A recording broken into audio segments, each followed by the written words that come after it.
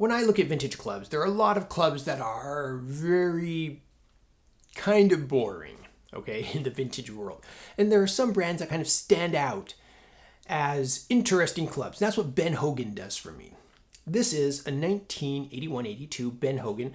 It's a similar model. We'll talk about identification features here when we have a closer look to the 79, introduced in 79, Tor Wood. Okay, so Ben Hogan, Tor Wood, with this awesome speed slot. Who doesn't want more speed in their life? Even Titleist 2018 are working on speed. Titleist Speed 2 and 3. So very interesting.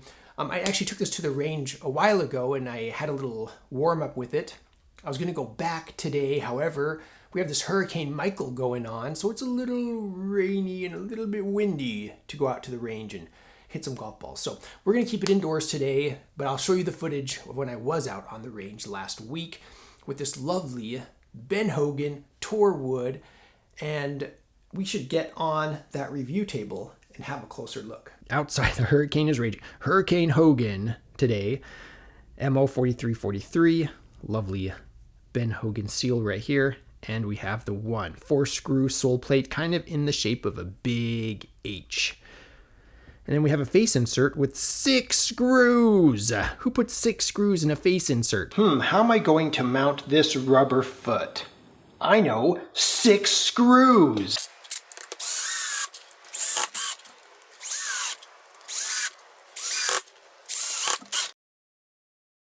Yeah, it's kind of excessive.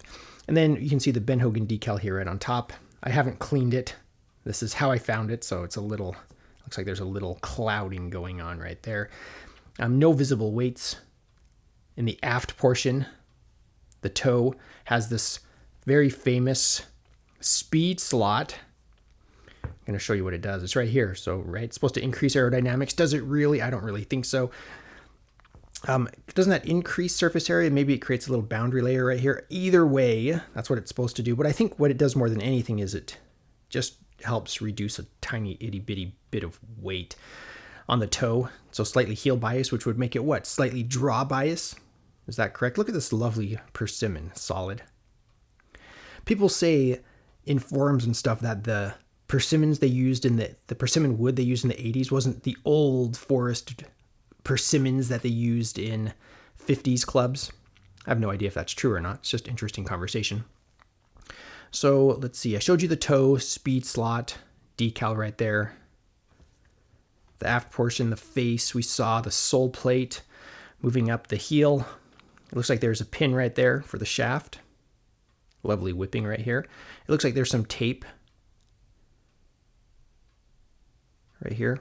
Some kind of ferrule decorative tape right here. Real quick discussion about the era of this. Oh no, we'll talk about that here as we move up the shaft. So as we move up the shaft, this is an AMF. Every time I think of AMF, I think of bowling for some reason. This is an AMF Hogan Vector shaft, which dates this shaft, Vector 4 right here, you can see, which dates this shaft to 1981 or 1982. That's when they were putting Vector shafts in all of their clubs. And obviously the red and gold black grip right here signifies that it is a Vector shaft. So real quick, looking at this, this is stepped. So it's step down, step down, step down. There are 3 steps down. And then right here, this actually steps up. So can you see this portion right here? This is actually more bulbous than it is up here by the grip. Or maybe it's the same as right up here by the grip. Either way, 2 steps down, 3 little steps. Oh, sorry, 3 steps down, 3 little steps up. Bulbous chunk right here, and then it steps back down. So it kind of like predates the TaylorMade bubble graphite shafts. Do you remember that?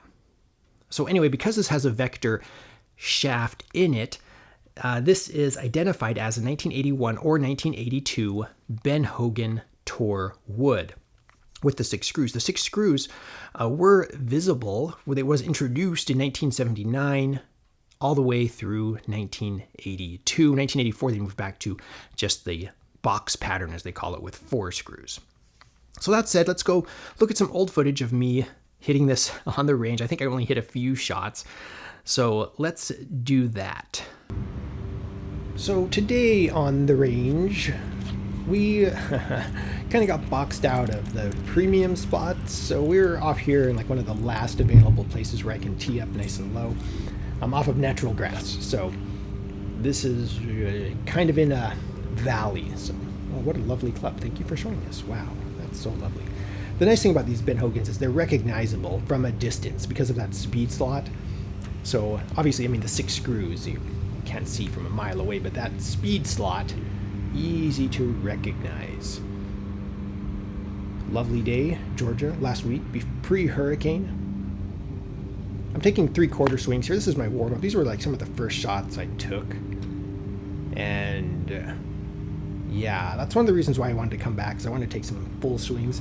I don't know if I take many full swings on camera. It seems like I use these vintage clubs to warm up, to practice a little bit here and there. But with my real clubs, the clubs that I play, my modern sets, I like to take full swings, fumbling around for a new tee.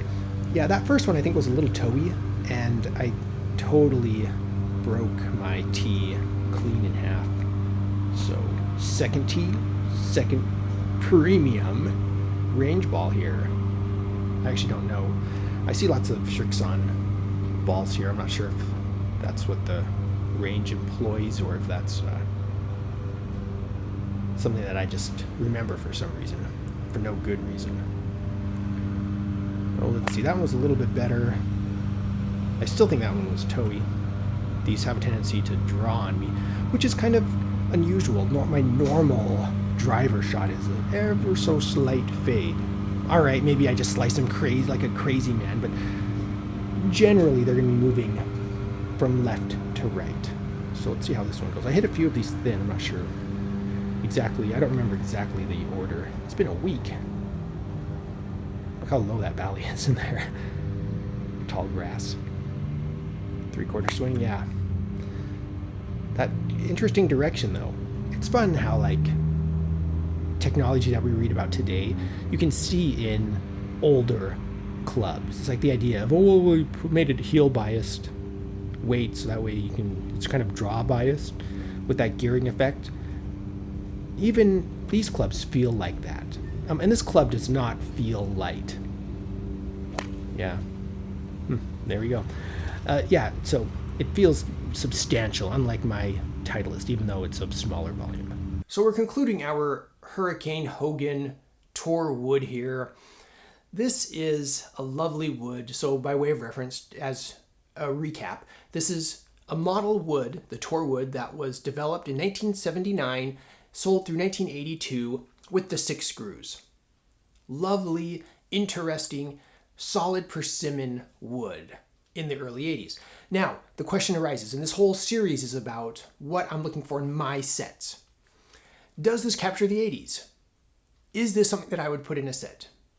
My first impression, I'm just talking my first impression, this may change next year. You might roll in here next year and find I'm exactly the opposite of the exact opposite opinion.